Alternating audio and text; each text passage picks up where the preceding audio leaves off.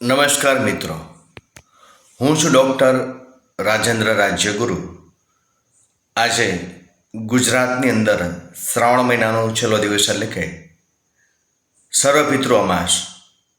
જે લોકોને પોતાની કુંડલીની અંદર ગ્રહણ યોગ એટલે કે ચંદ્રકેતુ અને સૂર્યકેતુ, રાહુ સૂર્ય કે રાહુ ચંદ્રની યુતિ હોય, તેમજ જેઓને કાલસર્પયોગ, અર્ધકાલસર્પયોગ હોય તેઓએ આજે શનિવારનો દિવસ છે, શનિવારની અમાસ છે, તો તેમની વિધિ આજે તેઓ કરાવી શકે છે.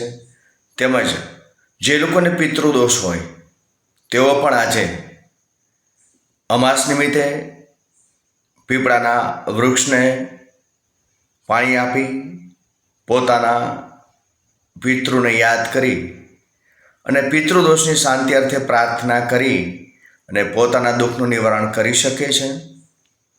જે લોકોએ કાલસર્પ યોગની વિધિ કરાવેલી હોય તેઓ પણ આજે પીપળે પાણી રેડી અને પોતાના જે દોષ છે તેઓને શાંત કરાવી શકે છે. અને જેઓને વિધિ બાકી છે તેઓએ યોગ્ય કર્મકાંડી બ્રાહ્મણ પાસે આજે શનિવારના દિવસે અમાસ હોય, શનિવારી અમાસ, તો વિધિ કરાવી શકે છે.